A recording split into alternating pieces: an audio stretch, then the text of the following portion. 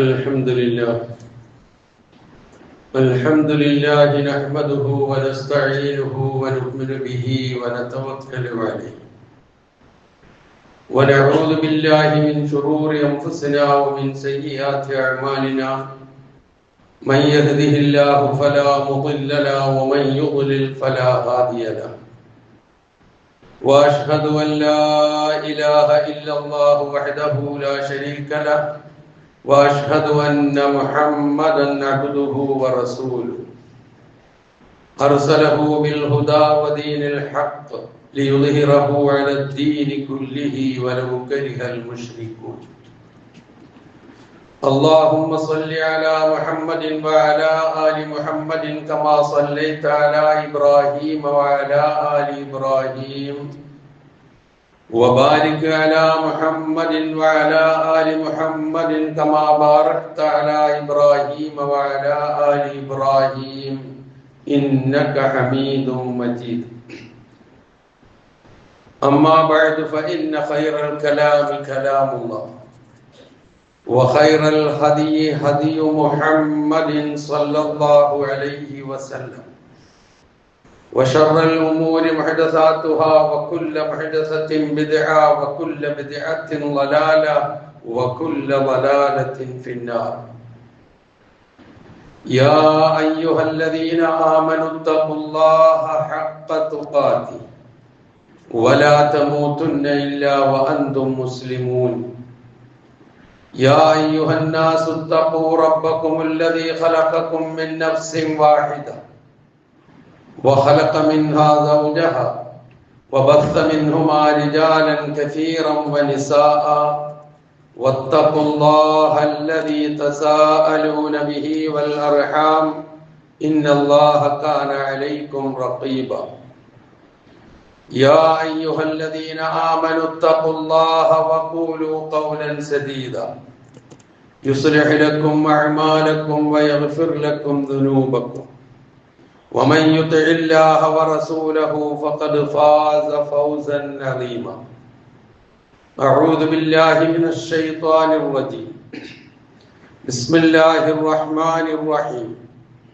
ولا تخزني يوم يبعثون يوم لا ينفع مال ولا بنون إلا من أتى الله بقلب سليم സഹോദരന്മാരെ, സഹോദരികളെ, ജീവിതത്തിന്റെ എല്ലാ മേഖലകളിലും അള്ളാഹുവിന്റെ നിയമനിർദ്ദേശങ്ങൾ പാലിച്ചുകൊണ്ട് ജീവിക്കുവാൻ കൽപ്പിക്കപ്പെട്ടവരാണ് ഞാനും നിങ്ങളും എന്നുണർത്തുന്നു.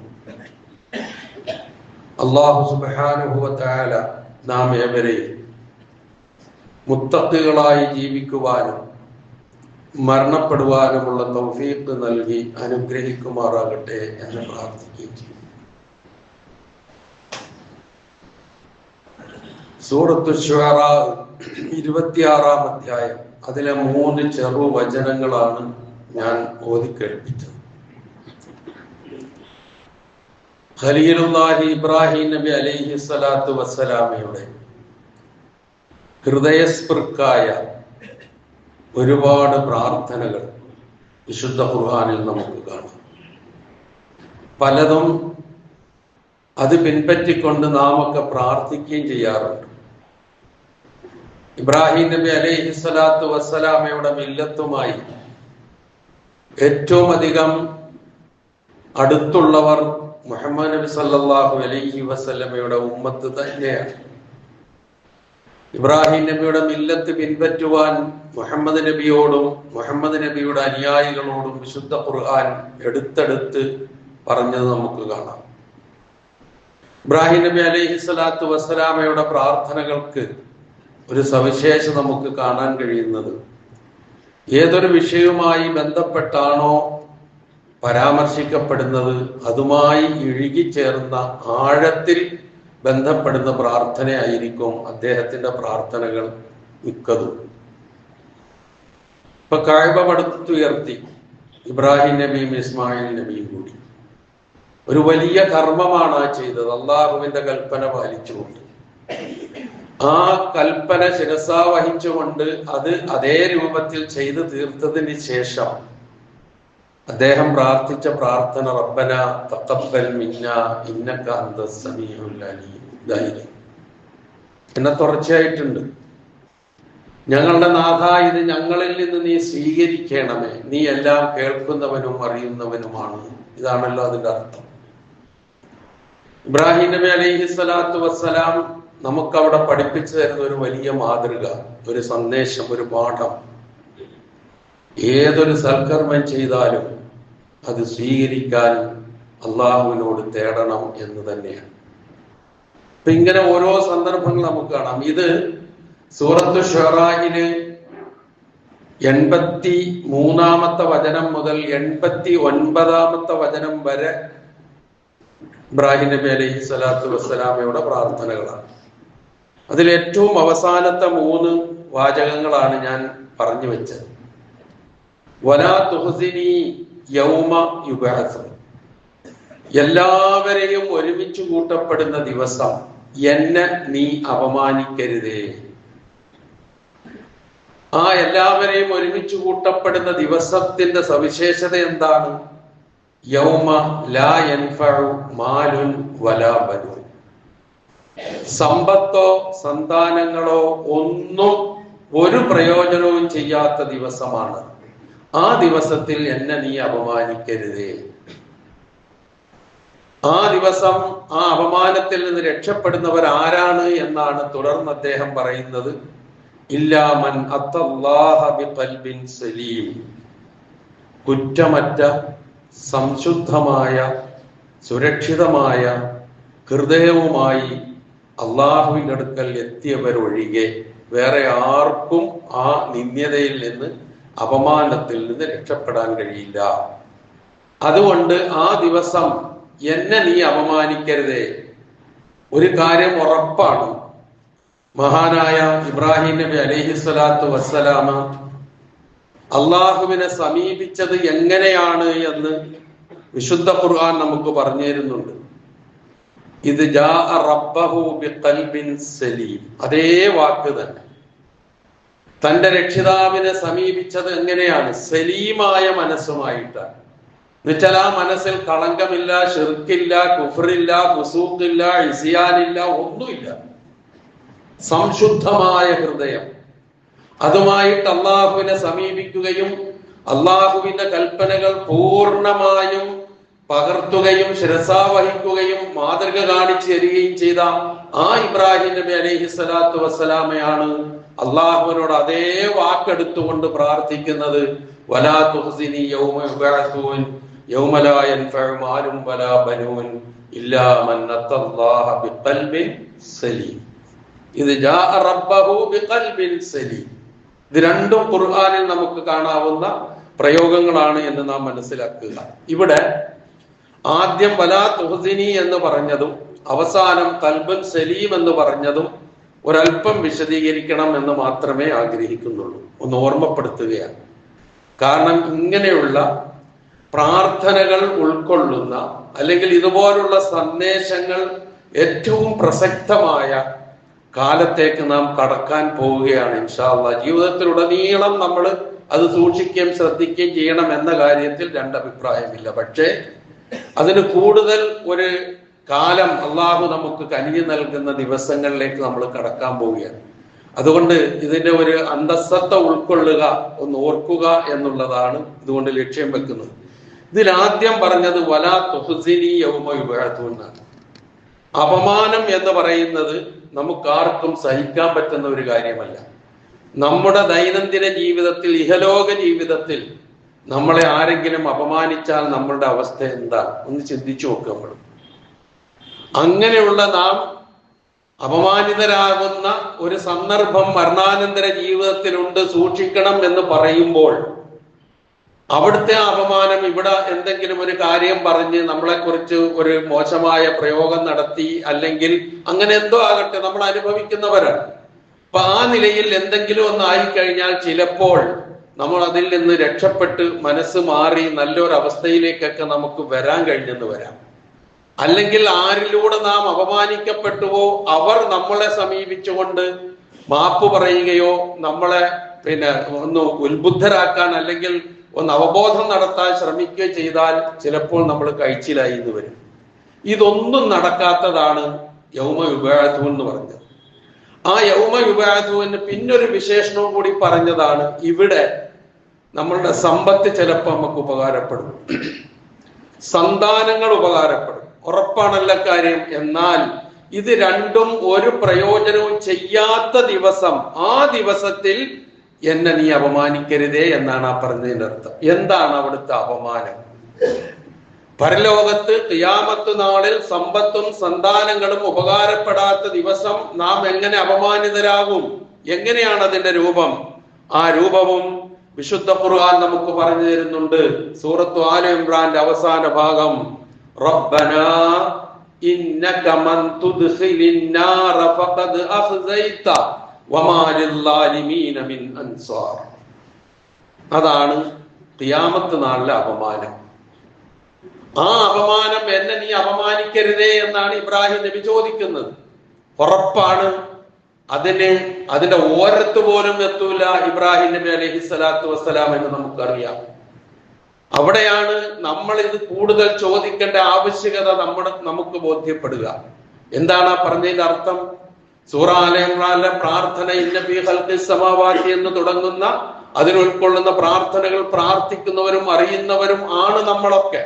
അവിടെ നാം പറയുകയാണ് അല്ലാഹുവിനോട്, റബ്ബനാ ഇന്നക മൻ തുദ്ഖിലിൻ നാർ, നരകത്തിൽ നീ പ്രവേശിപ്പിച്ചു കഴിഞ്ഞാൽ ആരെയാണോ നീ നരകത്തിൽ പ്രവേശിപ്പിക്കുന്നത്, ഫഖദ് അഖ്സൈതഹു, അവനെയാണ് നീ അപമാനിക്കുക. ആ അപമാനം അസഹനീയമാണ്. അതാണ് വലാ തുഖ്സിനി യൗമ യുബഅസൂൻ എന്ന് പറഞ്ഞത്. എന്നിട്ട് പറഞ്ഞു വമാ ലിൽസാലിമീന മിൻ അൻസാർ, അക്രമികളായ ആളുകൾക്ക് ഒരു സഹായിയും അവിടെ ഉണ്ടാകാൻ പോകുന്നില്ല. ആ അപമാനത്തിൽ നിന്ന് സുരക്ഷിതരാകാൻ നമ്മെല്ലാം അല്ലാഹു കാത്തുരക്ഷിക്കുമാറാകട്ടെ, അനുഗ്രഹിക്കട്ടെ എന്ന് പ്രാർത്ഥിക്കുന്നു. അതുപോലെ ഈ പ്രാർത്ഥന ഇത് ഇബ്രാഹിം നബി വലാ തുഖ്സിനി എന്ന് പറഞ്ഞുകൊണ്ടാണെങ്കിൽ മൊത്തത്തിൽ വിശ്വാസികൾ പ്രാർത്ഥിക്കേണ്ട ഒരു രൂപം സൂറ ആല ഇംറാന്റെ അവസാനം ഇതേ വിഷയം ഉൾക്കൊള്ളിച്ചുകൊണ്ട് തന്നെ പറയുന്നുണ്ട്. അതെന്താ? റബ്ബനാ ആതിനാ മാ വഅദ്തനാ അലാ റുസുലിക് വലാ തുഖ്സിനാ യൗമൽ ഖിയാമ ഇന്നക ലാ തുഖ്ലിഫുൽ മീആദ്. ഇത് നമ്മൾ ഉരുവിടേണ്ട ഒരു പ്രാർത്ഥനയാണ്. എന്താണത്? റബ്ബനാ വആതിനാ മാ വഅദ്തനാ അലാ റുസുലിക്, നിന്റെ പ്രവാചകന്മാരിലൂടെ ഞങ്ങൾക്ക് കരാറ് ചെയ്തത് ഞങ്ങൾക്ക് നീ നൽകണേ. പ്രവാചകന്മാരിലൂടെ അള്ളാഹു മനുഷ്യർക്ക് കരാറ് ചെയ്തത് എന്താ?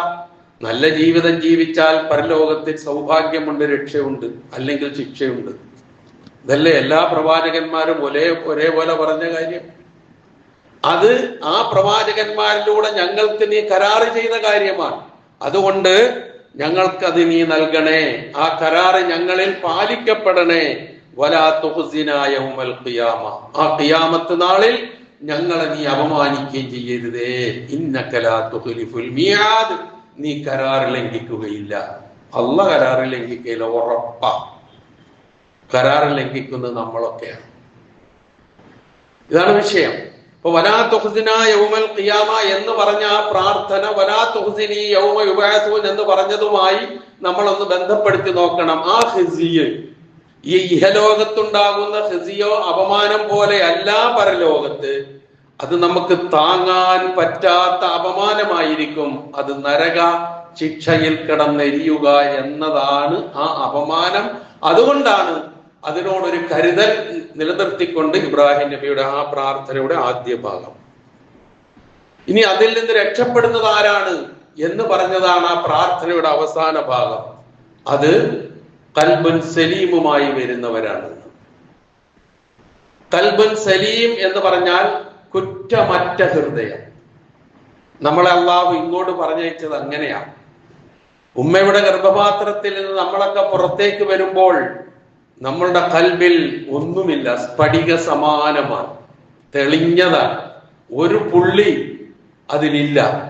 തെറ്റിന്റെയോ കുറ്റത്തിന്റെയോ പകയുടെയോ വിദ്വേഷത്തിന്റെയോ അസൂയയുടെയോ ഒന്നും ഒരു കുത്ത് അതിനകത്തില്ല. എന്തിനേയും ഇങ്ങനെ സ്വീകരിക്കാവുന്ന നിലയിലുള്ള സ്ഫടിക സമാനമായ ഹൃദയവുമായിട്ടാണ് നമ്മൾ ഇങ്ങോട്ട് വന്നതെങ്കിൽ ആ സ്ഫടിക സമാനമായ ഹൃദയവുമായിട്ടേ അങ്ങോട്ട് ചെന്നിട്ട് കാര്യമുള്ളൂ, ഇല്ലെങ്കിൽ രക്ഷയില്ല എന്നാണ് ഈ പറഞ്ഞതിന്റെ ആകത്തുക. നമുക്കറിയാം, നന്മ തിന്മകളുടെ ആവാസ കേന്ദ്രമാണ് കൽബ്, ഹൃദയം. നന്മകൾ ഉയരെടുക്കുന്നതും തിന്മകൾ വെള്ളവും അതിന്റെ വളവും ഒക്കെ വലിച്ചെടുത്ത് വളർന്ന് വലുതാകുന്നതും ഹൃദയത്തിൽ നിന്ന് തന്നെയാണ്. അതുകൊണ്ടാണ് ഹൃദയ സംസ്കരണം ഏറ്റവും പ്രധാനമായ ഒരു കാര്യമായി പരിശുദ്ധ ഇസ്ലാം പ്രവാചകന്മാരിലൂടെ, വിശിഷ്യ അന്ത്യപ്രവാചകനായ മുഹമ്മദ് മുസ്തഫ റസൂൽ കരീം സല്ലല്ലാഹു അലൈഹി വസല്ലമയിലൂടെ നമുക്ക് പഠിപ്പിച്ചു തന്നിട്ടുള്ളത്. വ്യക്തിയുടെ വളർച്ചയും വികാസവും അവന്റെ ഹൃദയത്തിന്റെ നിലപാടനുസരിച്ചായിരിക്കും. ഹൃദയം നന്നാവുകയും അതിനനുസരിച്ച് ജീവിക്കുകയും ചെയ്താൽ മനുഷ്യൻ നന്നാവും. നബി സല്ലല്ലാഹു അലൈഹി വസല്ലമ പറഞ്ഞതായി ഇമാം ബൈഹഖി റിപ്പോർട്ട് ചെയ്യുന്ന അബൂ ഹുറൈറ റളിയല്ലാഹു അൻഹു നിവേദനം ചെയ്യപ്പെടുന്ന ഒരു ഹദീസിൽ കാണാം, പ്രവാചകൻ ഹൃദയത്തെ ഉപമിച്ചത് രാജാവിനോടാണ്. അൽ ഖൽബു മലിക്കുൻ എന്നാ പറഞ്ഞത്. ഖൽബ് രാജാവാണ്. വലഹു ജുനൂദുൻ ജുനൂദുഹു, ആ രാജാവിന് കുറെ സൈന്യങ്ങളുണ്ട്. ആ സൈന്യങ്ങളാണ് നമ്മുടെ കണ്ണ്, നമ്മുടെ കാത്, നമ്മളുടെ നാക്ക്, നമ്മളുടെ കൈ, നമ്മുടെ കാല് ഒക്കെ. അതാണ് അതിന്റെ ജുനൂദ് എന്ന് പറയുന്നത്. അങ്ങനെ ജുനൂദ് ഉണ്ട്. എന്നിട്ട് പറയുകയാണ്, ഫൈദാ സലഹൽ മലിക്കു സലഹത്ത് ജുനൂദുഹു, രാജാവ് ചൊവ്വേ നേരെ നിന്നാൽ സൈന്യങ്ങളും ചൊവ്വേ നേരെ നിൽക്കും. വൈദാ ഫസദൽ മലിക്കു ഫസദത്ത് ജുനൂദുഹു, അതല്ല രാജാവ് ഫസാദാകുകയാണെങ്കിൽ സൈന്യങ്ങളും ഫസാദാകും. ഒരു വീട്ടിൽ ഒരു നാഥൻ, ആ നാഥൻ നേരെ ചൊവ്വയാണ് എങ്കിൽ ആ കുടുംബം നേരെ ചൊവ്വയായിരിക്കും. എല്ലാ തലത്തിലും അയാള് ഫസാദായാലോ ആ കുടുംബം ഫസാദാവും. ഒരു പഞ്ചായത്ത് ഭരിക്കുന്ന ഒരു ഭരണാധികാരി, ഒരു കോർപ്പറേഷൻ ഭരിക്കുന്ന ഒരു ഭരണാധികാരി, ഒരു സംസ്ഥാനം ഭരിക്കുന്ന ഒരു ഭരണാധികാരി, ഒരു രാജ്യം ഭരിക്കുന്ന ഒരു ഭരണാധികാരി നേരെ ചൊവ്വയാണെങ്കിൽ ആ നാട് ചൊവ്വാവും, ഇല്ലെങ്കിൽ തലതിരി. ഇത് തന്നെയാണ് ഇതിന്റെ അവസ്ഥ. ഇതുപോലെയാണ് ശരീരം എന്ന് പറയുന്ന നമ്മളുടെ ഈ കാണുന്ന ഇതിന്റെ ഏറ്റവും വലിയ അധികാരം കൈയാളുന്നത് നമ്മളുടെ ഏറ്റവും നമ്മളാരും കാണാത്ത, ചിലപ്പോൾ എനിക്ക് ഹൃദയവേദന അല്ലെങ്കിൽ ഹൃദയവേദന കൊണ്ട് മരിച്ചു എന്നൊക്കെ നമ്മൾ പറയാറുള്ള ആ ഹൃദയം, അത് ചിലപ്പോൾ നമ്മുടെ ഡോക്ടർമാരൊക്കെ കയ്യിലെടുത്ത് വെച്ചിട്ട് നമ്മളുടെ ഹൃദയം ശസ്ത്രക്രിയ നടത്തിയിട്ട് നന്നാക്കുന്ന ആ ഒരു അവയവമായിക്കൊള്ളണമെന്നില്ല. അത് ഒരു ഡോക്ടറും പറഞ്ഞിട്ടില്ല ഇതിന്റെ ഉള്ളിൽ മനസ്സുണ്ട് എന്നുള്ളത്. അല്ലാഹു അലം. അതൊരു പ്രതിഭാസ, ഒരു വല്ലാത്ത പ്രതിഭാസമാണത്.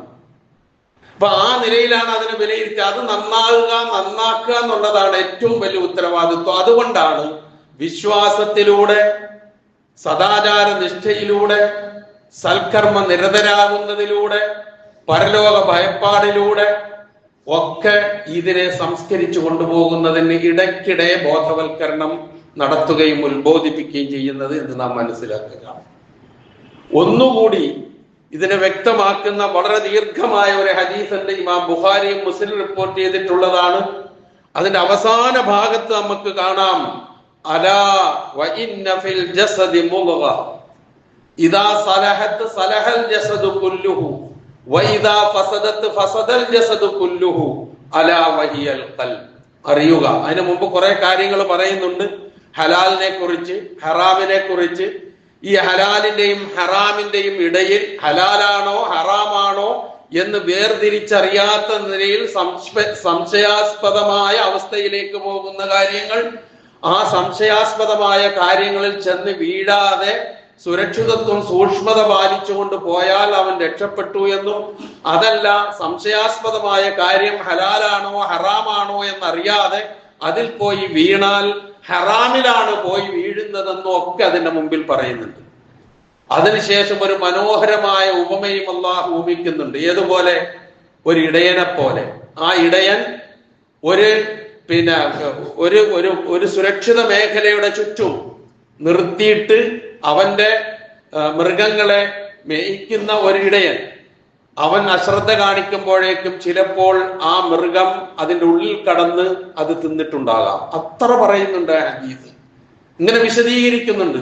അത് ഹലാല ഹറാമ് സൂക്ഷിച്ച് ജീവിക്കാൻ വേണ്ടിയിട്ടുള്ള നിർദ്ദേശമാണ്. അങ്ങനെ സുവ്യക്തമായിട്ടില്ലെങ്കിലും കഴിയുന്നതും നമുക്ക് സംശയമാണ് എങ്കിലും ഹറാമിലേക്കാണോ കൂടുതൽ അതിന് ചായ്വ്, ഹലാലിലേക്കാണോ അതിന് കൂടുതൽ ചായ്വ് എന്ന് മനസ്സിലാക്കാതെ അതിനെക്കുറിച്ച് ഫത്വ പറയുകയോ അതിൽ ഇടപെടുകയോ ചെയ്യാതിരിക്കലാണ് അവന്റെ ദീനിനും അവന്റെ മാനത്തിനും നല്ലത് എന്നാണ് നബി സല്ലല്ലാഹു അലൈഹി വസല്ലം പറഞ്ഞത്. എന്നിട്ട് പ്രവാചകൻ പറഞ്ഞ വാക്കാണ്, ഇതൊക്കെ ലെവലാകണമെങ്കിൽ ഒന്ന് ലെവലായാൽ മതി. അതെന്താ? ഹൃദയം. മനുഷ്യ ശരീരത്തിൽ ഒരു അവയവമുണ്ട്, അത് നന്നായാൽ മനുഷ്യനാകെ നന്നായി, അത് ചീത്തയായാൽ മനുഷ്യനാകെ ചീത്തയായി എന്ന് പറഞ്ഞിട്ട് പ്രവാചകൻ പറഞ്ഞതാണ് അലാ വഹിയൽ ഖൽബ്, അതാണ് ഹൃദയം എന്ന് പറഞ്ഞത്. ഈ ഖൽബുൻ സലീം എന്ന് വിശുദ്ധ ഖുർആൻ പറഞ്ഞതിന് നബി സല്ലല്ലാഹു അലൈഹി വസല്ലമയെ വിശദീകരിച്ചുകൊണ്ട് മനുഷ്യന്റെ ഹൃദയങ്ങളെ 4 രൂപത്തിലാക്കി വിശദീകരിച്ചു തരുന്നുണ്ട് പ്രവാചകൻ. അത് ഓരോരുത്തരുടെ സത്യനിഷേധത്തിന്റെ ആൾക്കാരുടെ മനസ്സിനൊരു പേര്, കാപട്യമുള്ളവരുടെ മനസ്സ്, ഇങ്ങനെ 3-4 രൂപത്തിൽ അതിനെ വിശദീകരിക്കുന്നുണ്ട്. അതിൽ പ്രവാചകൻ ഈ ഖൽബുൻ സലീമിനെ ബന്ധപ്പെടുത്തിക്കൊണ്ട് പറഞ്ഞ ഒരു വാക്കുണ്ട്, അത് ഖൽബുൻ അജ്റദ് എന്നാണ്. ഹദീസിൽ അങ്ങനെ അതിന്റെ പ്രയോഗം, ഖൽബുൻ അജ്റദ്.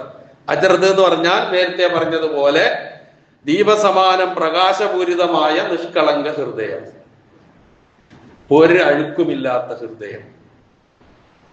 നമ്മെ സംബന്ധിച്ചിടത്തോളം നമ്മളൊന്ന് ആലോചിച്ച് നോക്കുക, നമ്മളുടെയൊക്കെ ഹൃദയം ഏത് കോലത്തിലായിരിക്കും ഈ പടച്ചവന്റെ മുമ്പിൽ? വഹുസ്സില മാഫി സുദൂർ എന്നാണ് പറയുന്നത്, അല്ലെ? ഹൃദയങ്ങളിലെല്ലാം പുറത്തു വരപ്പെടുന്ന, അത് വിചാരണയ്ക്ക് വിധേയമാക്കപ്പെടുന്ന സന്ദർഭം. നരക ശിക്ഷയെ കുറിച്ച് പറയുമ്പോൾ വിശുദ്ധ ഖുർആൻ പറയുന്നുണ്ട്, അല്ലത്തി തത്തലിഉ അലൽ അഫ്ഇദ, ഹൃദയങ്ങളിലേക്ക് പടർന്നു കയറുന്ന അഗ്നി എന്നാ പറഞ്ഞത്. ഇപ്പൊ എന്തോന്നുണ്ട്. അതുപോലെ ഇന്ന സമഅ വൽ ബസറ വൽ ഫുആദ കുല്ലു ഉലൈക കാന അൻഹു മസ്ഊല, കണ്ണും കാതും ഫുആദും ഹൃദയവും ചോദ്യം ചെയ്യപ്പെടുമെന്ന് പറഞ്ഞു. അപ്പൊ എന്താണ് ഇതിന്റെ ഉള്ളിൽ നമ്മൾ ഒതുക്കി വെച്ചുകൊണ്ട് നടക്കുന്നത് എന്ന് കൃത്യമായി അല്ലാഹുവിന് അറിയാം. അപ്പൊ അതിന്റെ സംശുദ്ധി, അതിന്റെ നിഷ്കളങ്കമായ അവസ്ഥ അത് നിലനിർത്തിക്കൊണ്ട് പോകാനാണ് നമ്മളോട് നിർദ്ദേശിച്ചിട്ടുള്ളത്. അതിനാണ് വിശ്വാസവും സൽക്കർമ്മവും ഒക്കെ എന്നുള്ളത് നാം മനസ്സിലാക്കുക. ഇത്തരം ഹൃദയങ്ങൾ ഖൽബുൻ അജ്റദായിരുന്നാലും ഖൽബുൻ സലീം ആയിരുന്നാലും, ഖുർആൻ ഖൽബുൻ സലീം എന്ന് പറഞ്ഞു, പ്രവാചകൻ ഖൽബുൻ അജ്റദ് എന്ന് പറഞ്ഞു. രണ്ടിന്റെ ആശയം ഒന്ന് തന്നെയാണ്. ഈ രൂപത്തിലുള്ള ഹൃദയം ഉള്ളവരുടെ അവസ്ഥ എന്താണ്? അവർ സ്വയം സൽഗുണ സമ്പന്നരായിരിക്കും. ഒപ്പം അവരുടെ ഈ സൽഗുണ സമ്പന്നത എന്ന് പറയുന്നത് ഒപ്പമുള്ളവരിലേക്കും അത് വ്യാപിക്കും. അതോടൊപ്പം തന്നെ അവൻ ഏറ്റവും നല്ല വിശാല മനസ്കതയുടെ ഉടമയായി മാറും. ഒരിക്കലും അവൻ ഇടുങ്ങിയ ചിന്താഗതിക്കാരനോ ഇടുങ്ങിയ ഹൃദയത്തിന്റെ ഉടമയായി മാറൂല. ഇതൊക്കെ പ്രവാചകൻ പറഞ്ഞു തന്നിട്ടുള്ളതാണ്.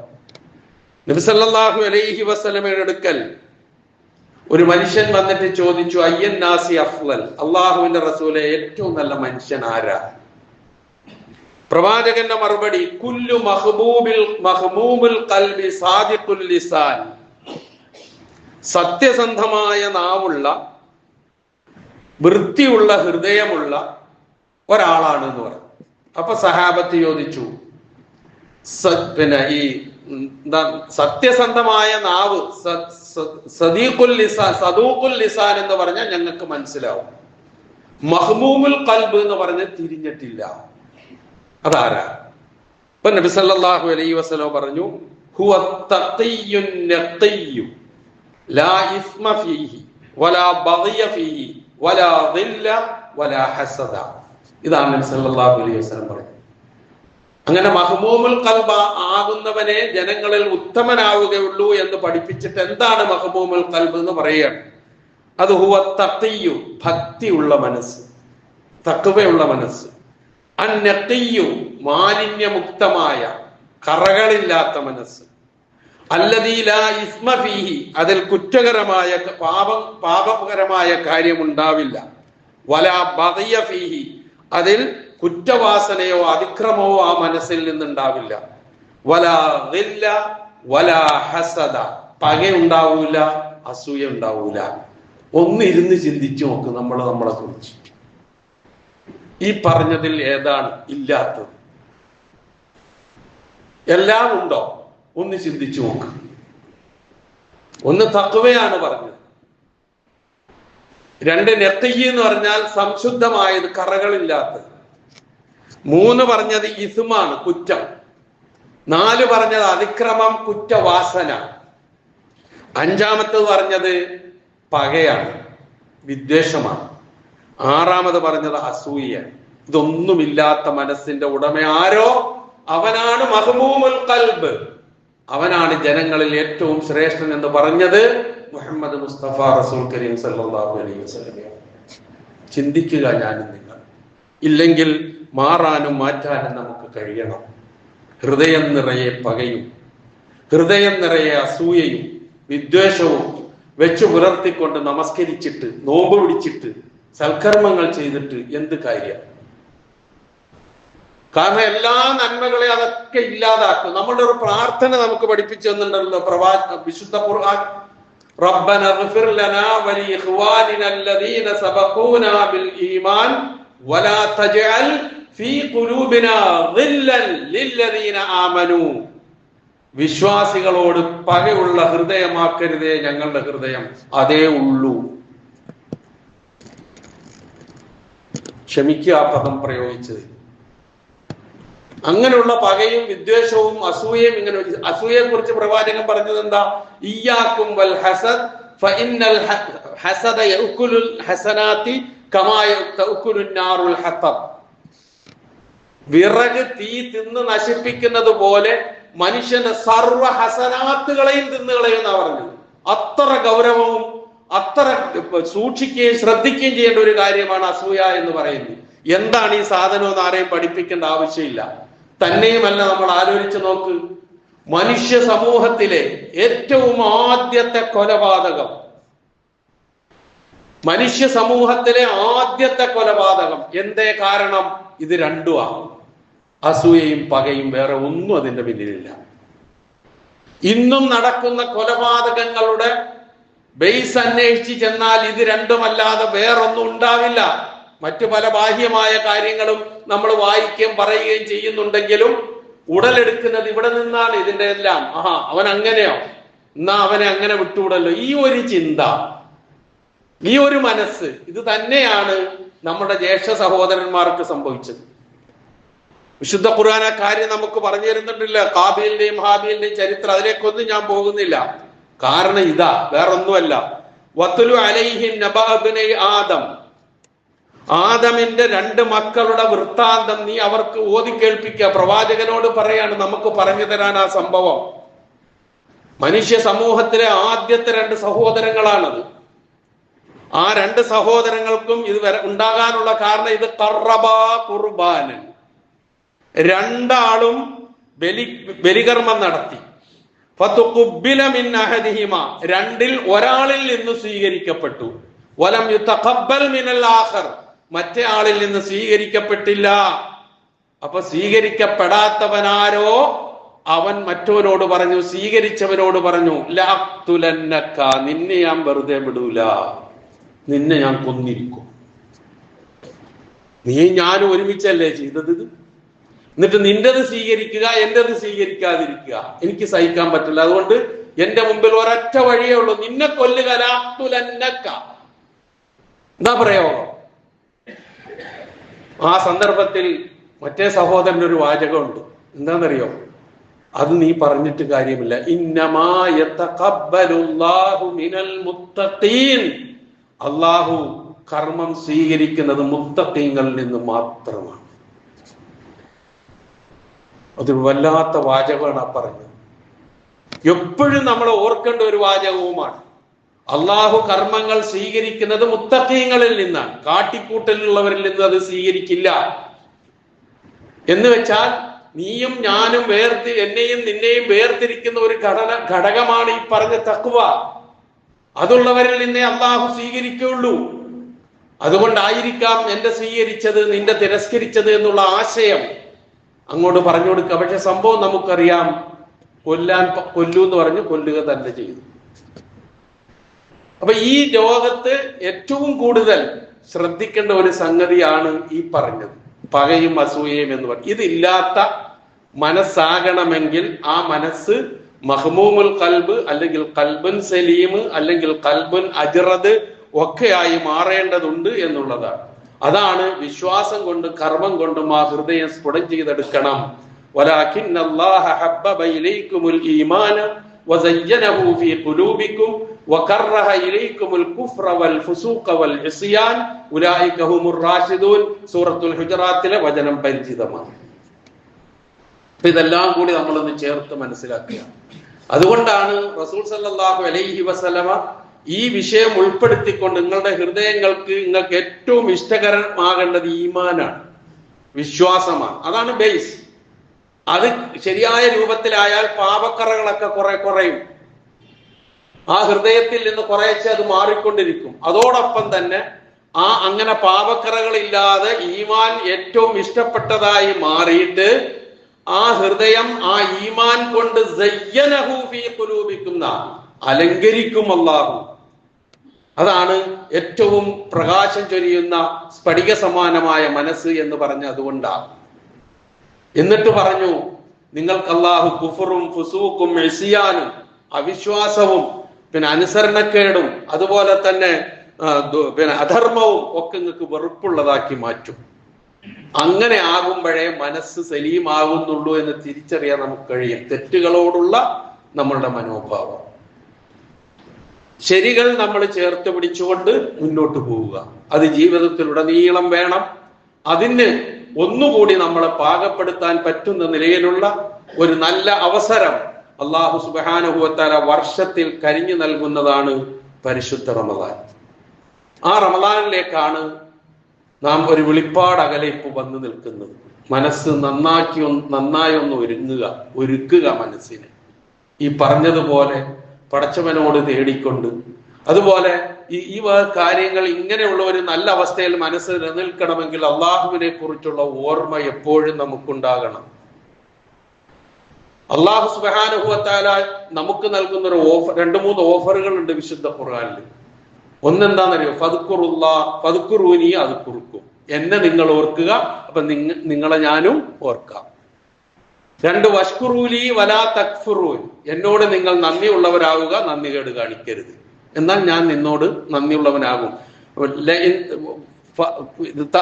റബ്ബുക്കും ലഇൻ ശക്കർതും ലഅസീദന്നകും, നിങ്ങൾ ശുക്ർ ചെയ്യുകയാണെങ്കിൽ ഏറ്റി ഞാൻ തരാമെന്ന് പറഞ്ഞു. മൂന്നാമത്തെ ഓഫർ എന്താണെന്നറിയോ? യാ അയ്യുഹല്ലദീന ആമനു ഇൻ തൻസുറുല്ലാഹ യൻസുറുക്കും, നിങ്ങൾ അള്ളാഹുവിനെ സഹായിച്ചാൽ നിങ്ങളെ ഞാൻ സഹായിക്കാം. ഇത് ഓഫറുകളാണ്. ഈ ഓഫറുകൾ ഒക്കെ അള്ളാഹു നമ്മുടെ മുമ്പിൽ വെക്കുന്നത് അത് മനസ്സിലാക്കി നമ്മുടെ ജീവിതത്തെ ചിട്ടപ്പെടുത്താനാണ്. ജീവിതത്തിലുടനീളം ശ്രദ്ധിക്കേണ്ട കാര്യങ്ങളാണ്. അതോടൊപ്പം തന്നെ പരിശുദ്ധ റമദാൻ സമാഗതമാകുന്നു. ഒരുക്കുക മനസ്സിനെ തൗബ കൊണ്ടും ഇസ്തിഗ്ഫാർ കൊണ്ടും അതുപോലെ തന്നെ നല്ല കാര്യങ്ങൾ കൊണ്ടും ഒന്ന് സ്ഫുടം ചെയ്തെടുത്ത് ഖൽബുൻ സലീമിന്റെ ഉടമകളായി മാറി പരലോകത്ത് അള്ളാഹുവിന്റെ അപമാനം, നരകശിക്ഷ എന്ന അപമാനത്തിൽ നിന്ന് സുരക്ഷിതരാകുവാൻ ഞാനും നിങ്ങളും പരിശ്രമിക്കുക. എനിക്കും നിങ്ങൾക്കും അതിനുള്ള തൗഫീഖ് അള്ളാഹു പ്രദാനം ചെയ്തു തരുമാറാകട്ടെ.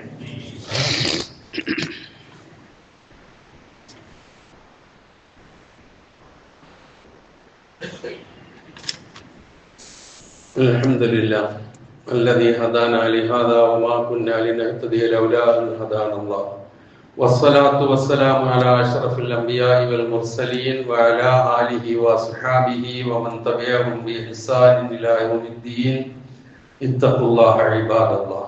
ഒരിക്കൽ കൂടി അള്ളാഹുവിന്റെ ആജ്ഞാനുവർത്തികളായി ജീവിക്കുവാൻ ഞാൻ ഉണർത്തുന്നു. പരിശുദ്ധ റമദാൻ സമാഗതമാകുന്നു. റജബ് മാസം മുതൽ തന്നെ റമദാനെ കുറിച്ചുള്ള മുന്നറിയിപ്പുകളും ഷഅബാൻ മാസമായപ്പോൾ അതിൻ്റെ ഗൗരവവും ഒക്കെ ഓരോരോ സന്ദർഭങ്ങളിലായി പല നിലയിലും നമ്മൾ മനസ്സിലാക്കിക്കൊണ്ടിരിക്കുന്നവരാണ്.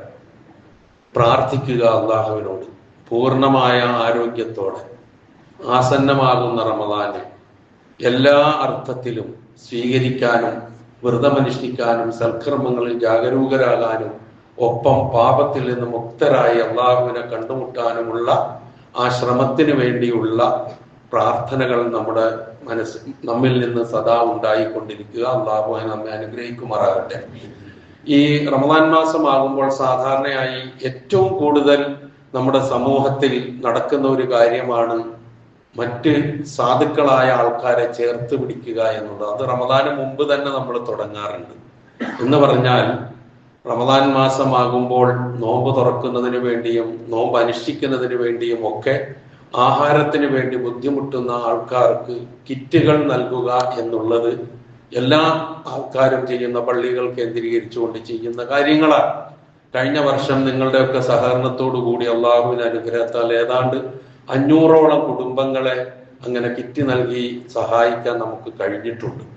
1000 രൂപയാണ് ഒരു കിറ്റിന് നാം കണക്കാക്കിയിട്ടുള്ളത്. ഈ വർഷവും ഇൻഷാ അല്ലാഹ് തുടരണമെന്ന് ആഗ്രഹിക്കുകയാണ്. റമദാന് കിറ്റ് കൊടുക്കുന്നത് റമദാന് മുമ്പ് തന്നെ കഴിവിന്റെ പരമാവധി അവരുടെ കൈകളിൽ എത്താനുള്ള ശ്രമമാണ് നടത്തേണ്ടത്. അതുകൊണ്ടാണ് ഇത്തിരി നേരത്തെ അതുമായി ബന്ധപ്പെട്ട കാര്യം സൂചിപ്പിക്കുന്നത്. സഹകരിക്കാൻ ആഗ്രഹിക്കുന്നവർ ഓഫീസുമായി ബന്ധപ്പെട്ട് വേണ്ട സഹായം നൽകണമെന്ന് അഭ്യർത്ഥിക്കുകയാണ്. അങ്ങനെയുള്ള ചെറുതും വലുതുമായ നന്മകൾ ചെയ്തുകൊണ്ട് കൂടുതൽ അള്ളാഹുവിനോട് അടുക്കുവാനും റമദാൻ മാസത്തിന്റെ പുണ്യം നേടിയെടുക്കുവാനും അള്ളാഹുവെ ഞങ്ങൾക്ക് നീ തൗഫീഖ് നൽകണമേ. അറിഞ്ഞോ അറിയാതെയോ ഞങ്ങളിൽ നിന്ന് വന്നുപോയ എല്ലാ തെറ്റുകുറ്റങ്ങളും ഞങ്ങൾക്ക് നീ പുറത്തു മാപ്പാക്കി തരണമേ. ഞങ്ങളിൽ നിന്ന് മരണപ്പെട്ടു പോയവർക്ക് നീ പുറത്തു കൊടുക്കണമേ. അവർക്കും ഞങ്ങൾക്കും നീ പരലോകത്ത് ജന്നാത്തുൽ ഫിർദൗസ് നൽകി അനുഗ്രഹിക്കണമേ. ഞങ്ങളിൽ നിന്ന് രോഗങ്ങൾ കൊണ്ട് വിഷമിക്കുന്ന ഒരുപാട് പേരുണ്ട് അല്ലാഹുവേ. അവരുടെ രോഗങ്ങളെ നീ ശിഫയാക്കി കൊടുക്കണമേ. അവരുടെ പ്രയാസങ്ങളെ നീ അകറ്റി കൊടുക്കണമേ. അവരുടെ ബുദ്ധിമുട്ടുകൾക്ക് നീ അറുതി വരുത്തണമേ. ജീവിതത്തിൽ ഞങ്ങൾക്ക് എല്ലാവർക്കും സൗഭാഗ്യവും നിന്റെ ബർക്കത്തുകളും ചൊരിഞ്ഞു തരണമേ. ബുദ്ധിമുട്ടുകളിൽ നിന്നും പ്രയാസങ്ങളിൽ നിന്നും ഞങ്ങളെ നീ കാത്തുരക്ഷിക്കണമേ. സർവോപരി നിന്റെ ദീനിന് ഇസ്സത്ത് നൽകി ഞങ്ങളെ നീ അനുഗ്രഹിക്കണമേ. اللهم اغفر للمؤمنين والمؤمنات والمسلمين والمسلمات الأحياء منهم والأموات إنك مجيب الدعوات ويا قاضي الحاجات. اللهم أعز الإسلام والمسلمين وأذل الشرك والمشركين. اللهم أعز الإسلام والمسلمين وأذل الشرك والمشركين. اللهم أعز الإسلام والمسلمين وأذل الشرك والمشركين. اللهم أجرنا من النار. اللهم أجرنا من النار. اللهم أجرنا من النار. ربنا اغفر لنا ولإخواننا الذين سبقونا بالإيمان ولا تجعل في قلوبنا غلا للذين آمنوا ربنا إنك رؤوف رحيم. ربنا تقبل منا إنك أنت السميع العليم وتب علينا إنك أنت التواب الرحيم. ربنا آتنا في الدنيا حسنة وفي الآخرة حسنة وقنا عذاب النار.